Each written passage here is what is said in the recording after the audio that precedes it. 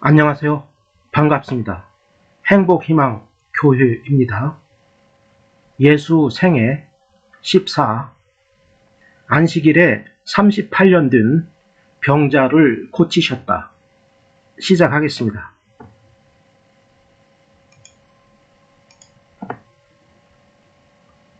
예수님께서 길을 가시다가 마태라는 사람이 세관에 앉아 있는 것을 보셨습니다. 예수님께서 그에게 말씀하셨습니다. 나를 따라오너라. 그러자 마태는 일어나서 예수님을 따라갔습니다. 예수님께서 마태의 집에서 식사를 하실 때였습니다.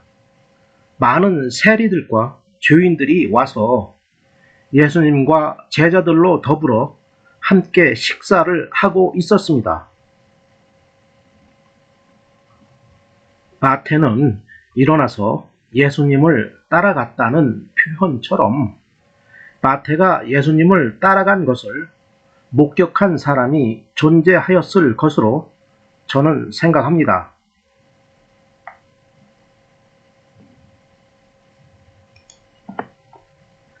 바리새파 사람들이 이것을 보고 제자들에게 말했습니다.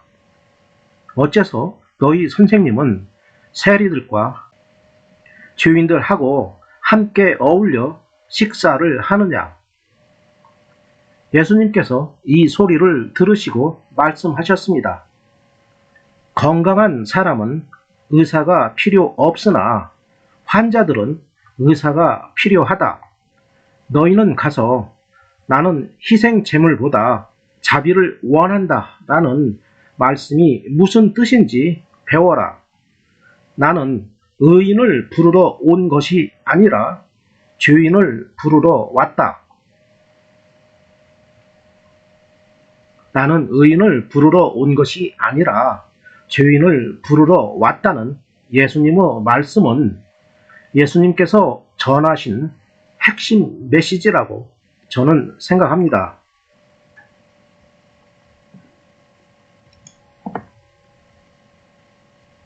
그때 요한의 제자들이 예수님께 와서 말했습니다.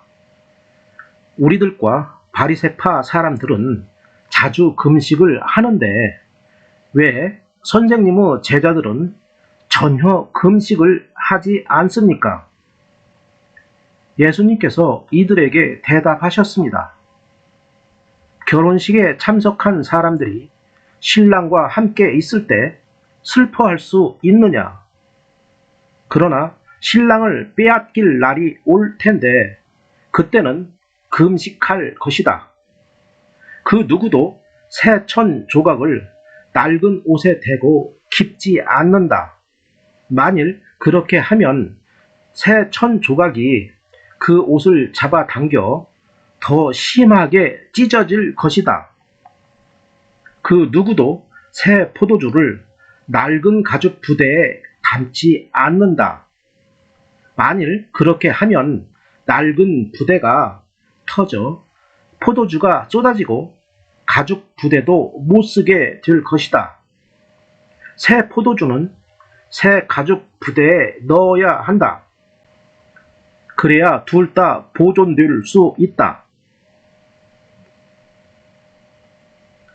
새 포도주는 새 가죽 부대에 넣어야 한다는 예수님의 말씀을 들은 사람이 존재했을 것으로 저는 생각합니다.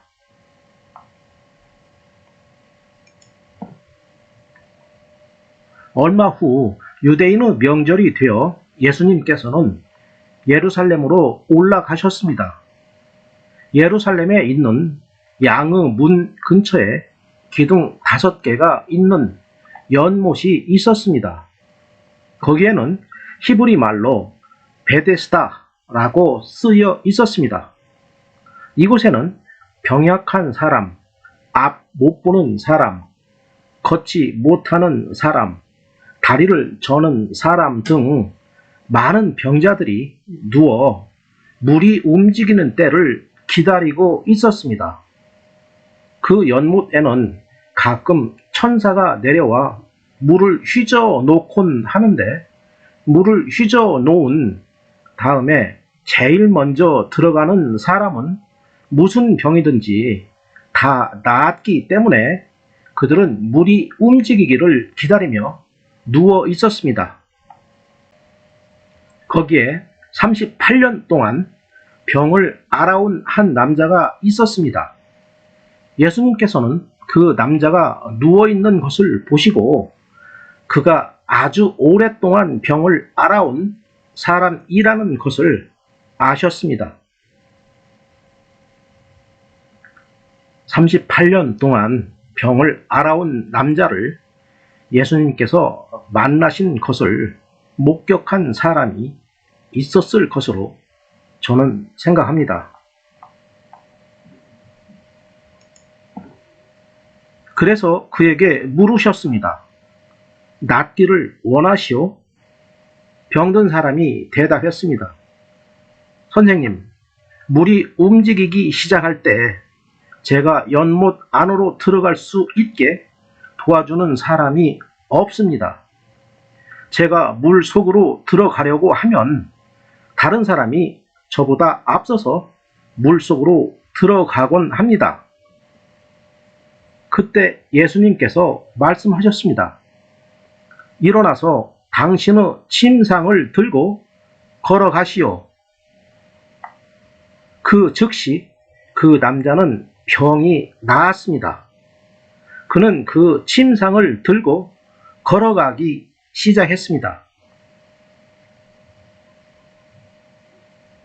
예수님이 병든 사람을 고쳐주신 것은 예수님의 능력에 대한 증거라고 저는 생각합니다. 그런데 그날은 안식일이었습니다.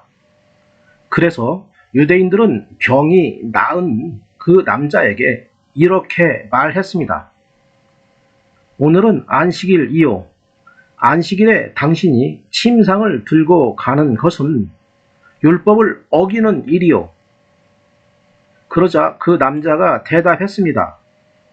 나를 고쳐주신 분이 나에게 침상을 들고 걸어가거라 하고 말씀하셨습니다. 당신에게 침상을 들고 걸어가라고 말한 사람이 도대체 누구요? 라고 유대인들이 다시 물었습니다. 그러나 병 고침을 받은 사람은 어떤 사람이 자기를 고쳐 주었는지 알 도리가 없었습니다. 왜냐하면 그곳에는 많은 사람이 있었고 예수님께서는 이미 군중 속으로 사라진 뒤였기 때문입니다.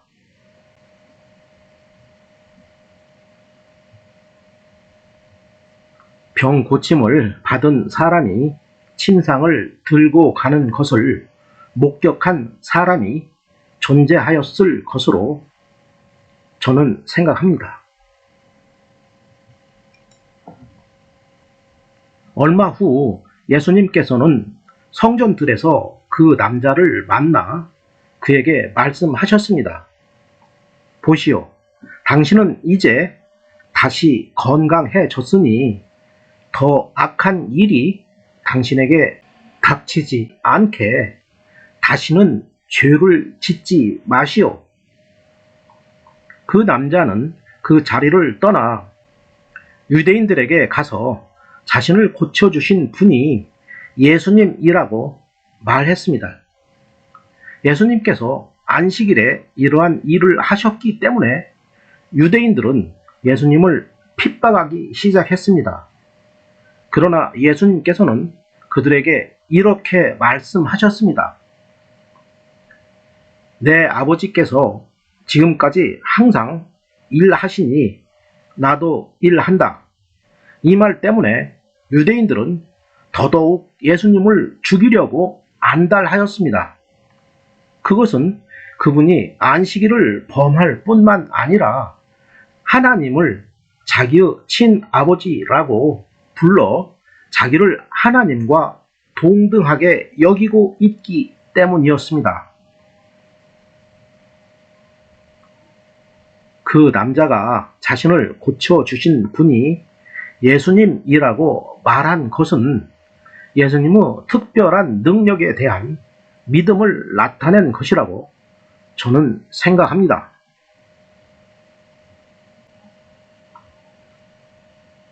그러나 예수님께서 말씀하셨습니다.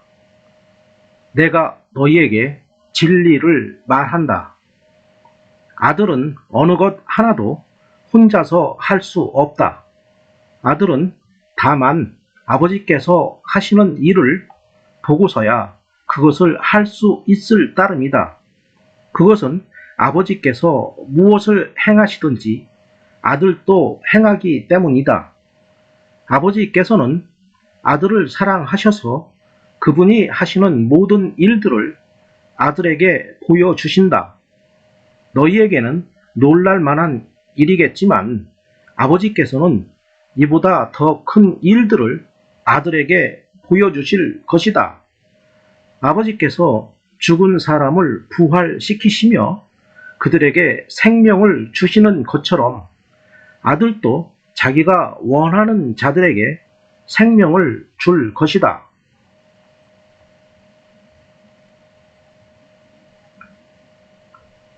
내가 너희에게 진리를 말한다고 예수님께서 말씀하신 것은 예수님의 특성에 대한 중요한 선언이라고 저는 생각합니다.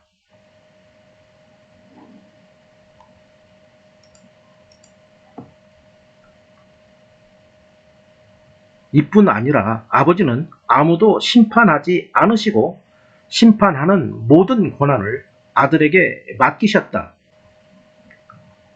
하나님께서 이렇게 하시는 것은 모든 사람들이 아버지를 존경하듯이 아들도 존경하게 하기 위해서이다. 아들을 존경하지 않는 사람은 아들을 보내신 아버지도 존경하지 않는 것이다. 내가 너희에게 진리를 말한다. 누구든지 내 말을 듣고 나를 보내신 분을 믿는 사람은 영원한 생명을 얻었고 심판을 받지 않을 것이며 사망에서 생명으로 옮겨졌다.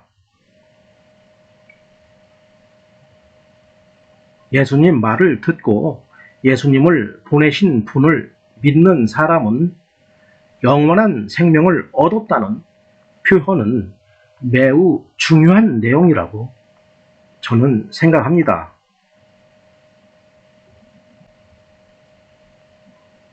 내가 너희에게 진리를 말한다. 죽은 사람이 하나님의 아들의 음성을 들을 때가 올 것인데 그때가 바로 지금이다. 그 음성을 듣는 사람들은 살 것이다. 아버지 속에 생명이 있는 것처럼 아버지께서는 아들에게도 생명을 주어 그 속에 있게 하셨다. 또한 아들이 곧 인자이기 때문에 아버지께서는 아들에게 심판할 수 있는 권한을 주셨다. 이 말을 한다고 놀라지 마라. 무덤 속에 있는 모든 사람들이 아들의 음성을 들을 때가 올 것이다. 선한 일을 한 사람들은 생명을 얻기 위해 부활할 것이며 악한 일을 한 사람들은 심판을 받기 위해 부활할 것이다.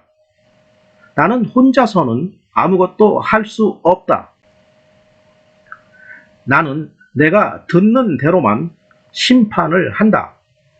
그래서 나의 심판은 의롭다. 나는 내가 하고 싶은 것을 하려 하지 않고 오직 나를 보내신 분이 원하시는 것을 하려고 애쓴다. 선한 일을 한 사람들은 생명을 얻기 위해 부활할 것이라는 예수님의 말씀은 매우 중요한 내용이라고 저는 생각합니다.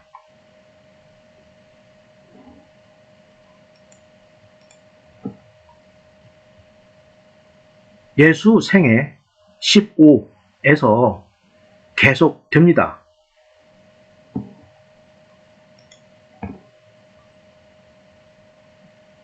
구독 부탁드립니다. 감사합니다.